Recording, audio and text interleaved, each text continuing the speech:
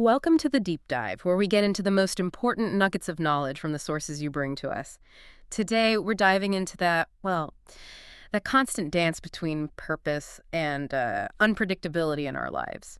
You know how some days just feel different? They carry a unique weight, don't they? Thinking about a date like September 11th. It's just such a powerful, stark reminder Yeah, it really is. that the ordinary can become extraordinary, in an instant, that what feels secure can become precarious without warning. It really makes you stop and think. And that sense, that profound feeling of both vulnerability and maybe opportunity. That's exactly why we're doing this deep dive. We're looking into the wisdom you've put together for us today. You titled it The Discipline of Meaningful Preparation. And the sources are, well, they're fascinating. Excerpts from Peter Drucker, Ryan Holiday's Daily Stoic, and these really potent quotes from Ambrose Bierce, John Wooden, Seneca, Sun Tzu, Ronald Reagan, and even some ancient Salish wisdom.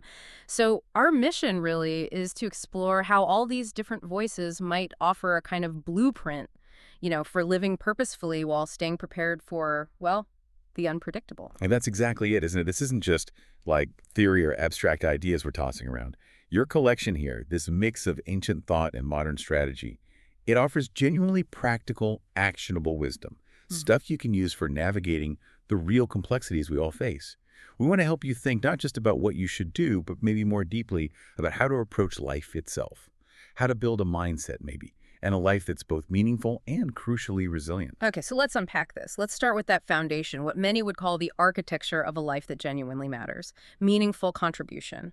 You pointed us to Peter Drucker's framework for achieving results that make a difference. Drucker, the management guru, he gives us these three guiding questions. They seem simple on the surface, but they're incredibly powerful if you're looking to make a real impact. First, he asks, what does the situation require? Just assessing, right?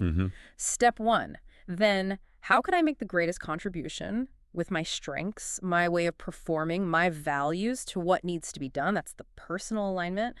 And finally, what results have to be achieved to make a difference? Like, what does success actually look like here? What really jumps out from Drucker there, I think, and where the deep insight is he's not just talking about activity, not just being busy. He's giving us a kind of strategic architecture for making decisions. It's practical, but it's also, well, profound. It's such a contrast to that sort of hurried, reactive living that, let's be honest, is easy to fall into. And Drucker hits on this really critical balance. The results you aim for, they should be hard to achieve.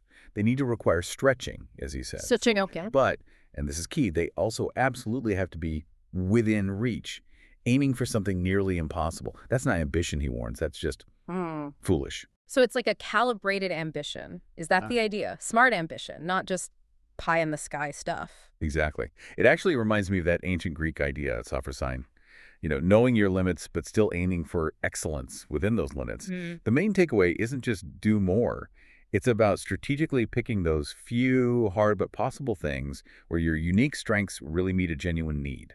It's about consciously avoiding both, just spinning your wheels and chasing impossible dreams. So your effort is actually impactful and, just as important, sustainable. That makes a lot of sense. So thinking about your own life, your work, Drucker's action point here is basically urging us, define results for your position or your personal goals that will actually make a tangible difference. How can you use your specific strengths to make the biggest contribution? And then, crucially, for actually doing it, set clear goals and, importantly, deadlines for them. It's all about being intentional. You shared that great little story about Maya in your notes. She wasn't, some big shot executive. Yeah, just a regular kid. But she got this principle. She saw problem-lonely kids at lunchtime. Her strength, she was good at making friends, telling jokes, so her contribution was simple. Invite them over, make them laugh. She made a real immediate difference. Like you said, she didn't need superpowers to be a hero, just that focus. It's such a good example that impact isn't always about massive scale.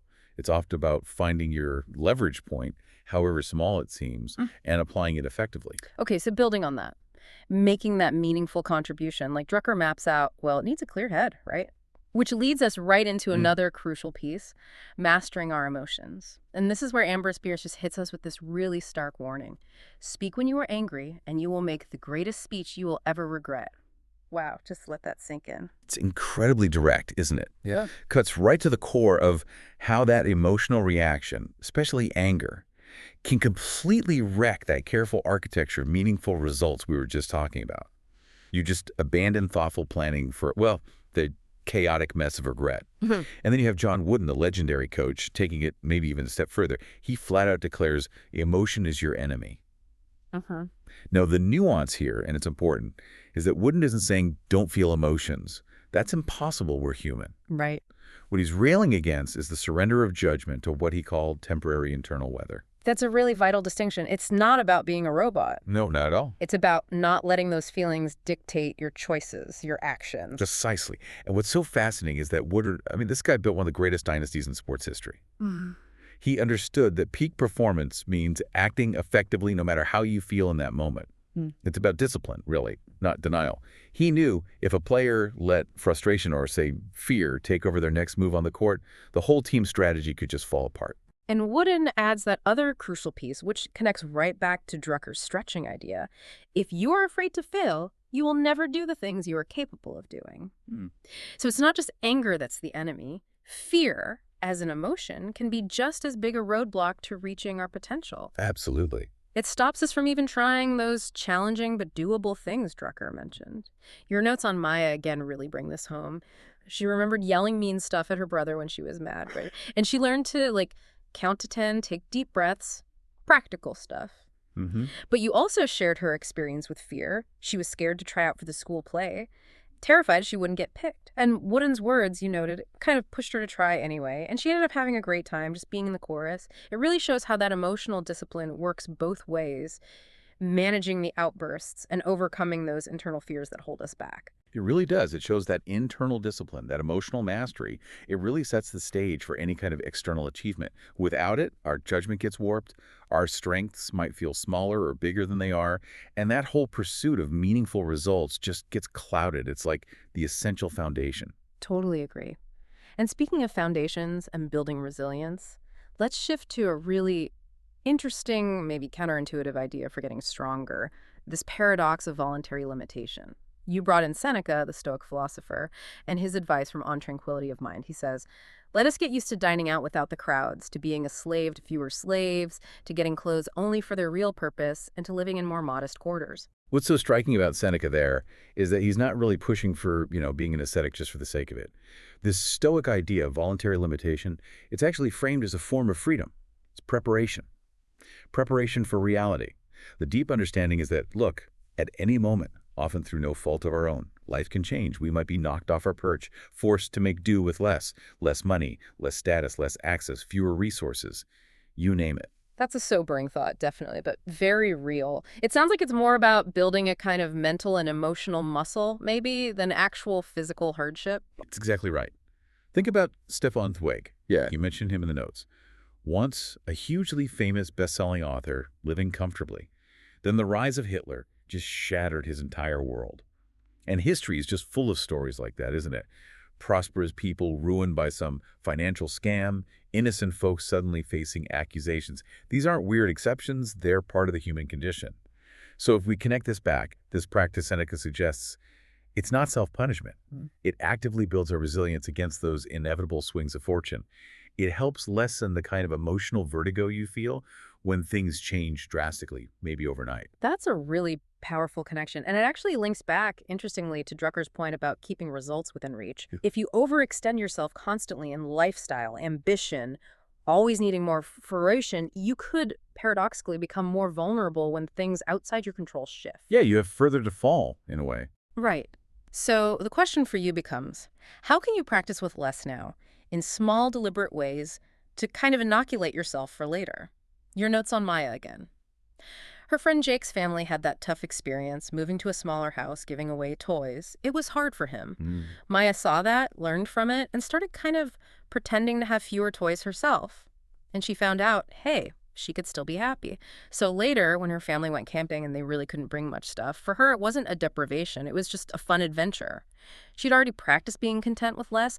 It reframed the whole thing. It's about cultivating that inner resourcefulness, that contentment that isn't totally dependent on external stuff. It builds a stronger internal foundation, whether things are easy or tough on the outside. Okay, so we've got this foundation. Prepare for adversity, master emotions. With that in place, we can then maybe more effectively jump on opportunities and see how even small actions create ripples. You included Sun Tzu, the master strategist, who points out opportunities multiply as they are seized. It suggests that action itself generates more chances. Engaging creates openings. Exactly. And that insight, it's not just a clever line. It really highlights that preparation isn't just sitting around waiting. It's active readiness. When we've done that internal work, clarified our contribution, practiced Seneca's voluntary limitation, disciplined our emotional reactions, we actually create the conditions inside ourselves to recognize and then act on opportunities that others might just overlook. It's like clearing the static on a radio. Suddenly you can hear the signal that was there all along. That makes perfect sense. And starting this process, seizing opportunities, it doesn't always require some grand, heroic leap, does it? You brought in that, honestly, surprising quote from Ronald Reagan on this. All great change begins at the dinner table. Yeah, that's a great one. It's such a wonderful reminder that huge transformations, or even small ones, often start in the most ordinary settings, with basic practices like sharing food, listening to each other, making small daily choices within our families, our routines. Those seemingly tiny acts in our closest relationships, they become the sort of training ground for bigger impacts out in the world. Precisely. And that connects beautifully with the ancient Salish wisdom. You also included the idea that every person has a mission. These small acts, starting right where we are in our daily lives, they aren't insignificant. They're the fundamental building blocks for fulfilling that larger purpose. They add up. Yeah. Your notes on Maya watching her friend Emma. Emma always seemed to get these cool opportunities. But Maya realized Emma wasn't just lucky. She was brave. She put her hand up. She asked questions. She got involved. And Maya saw her own dinner table as that training ground, practicing being honest, being kind, being brave there, preparing her for the bigger world. It shows how those daily interactions hone the very skills we need to seize those opportunities Sun Tzu talks about. So we've covered quite a bit. Purpose, emotional control, preparing for hard times, actively engaging with chances. These aren't separate boxes, are they? It feels like they all merge into one continuous kind of holistic journey. And all these sources you pulled together seem to lead towards one simple but incredibly profound call to action for this whole journey, a phrase you included, choose light. Choosing light, yeah. It basically means recognizing that every single day, probably many times a day, you face choices. Simple ones, complex ones. It's about making a conscious, deliberate decision. Kindness or meanness, trying hard or just giving up. Helping someone or ignoring them, telling the truth or a lie, being brave or giving into fear. It's about actively picking the path that, made things a bit better instead of worse. That helped instead of hurt. That was true instead of false. And this brings up a really important question, I think. How does this daily, often very quiet choice actually build up that resilience and purpose over the long haul? It's like the cumulative effect of countless tiny decisions. It's such a good reminder that wisdom isn't some endpoint you finally reach. It's literally a daily practice. Every day presents that choice again, doesn't it? Between playing it safe, avoiding any chance of failure, and finding the courage to actually attempt what we're capable of doing, to live up to whatever our mission might be. In your notes, Maya even made herself a little reminder card. Said, choose light. Simple, right? Yeah. And she applied it to everything, helping her mom with dishes, saying sorry when she messed up, standing up for someone being picked on. And as you observed, every time she consciously chose light, she felt stronger, happier. It's incredibly accessible, that idea, but so powerful as a daily commitment. It's really the ultimate act of personal agency, isn't it? It lets us manage our own internal world, even when the external world feels chaotic or completely unpredictable. It makes us active shapers of our lives, our character, one choice at a time rather than just passive reactors to whatever happens. Wow. What an incredible journey we've taken today, really digging into the rich material you shared with us. From Peter Drucker's Architecture for Making a Difference to John Wooden's hard-won insights on emotional mastery, Seneca's really thought-provoking idea of voluntary limitation, Sun Tzu's wisdom on seizing opportunities, and wrapping up with that ultimate daily act of simply choosing light. And bringing it back to that earlier context, that thought about September 11th, this discipline of meaningful preparation. It's not flashy. It isn't about quick fixes. Instead, it feels like it offers the steady, quiet accumulation of wisdom, resilience, and purpose. Enough to meet both the good times and the bad, opportunity and adversity, hopefully with some grace. And maybe, if we think about the deepest implication of everything you've gathered here, maybe our greatest contribution isn't just measured by what we achieve when everything goes perfectly. Perhaps it lies more in how we respond when things go wrong, when life throws us those curveballs. And maybe even more fundamentally, whether we find the courage to even attempt meaningful work in the first place. That might be the real test of our preparation and our purpose. So after this deep dive into your sources, the question lands back with you listening. What will you choose today? What small, intentional step might you take to live with a bit more intention, prepare with a little more wisdom, and actively choose light in your actions today? Thank you so much for joining us on this deep dive.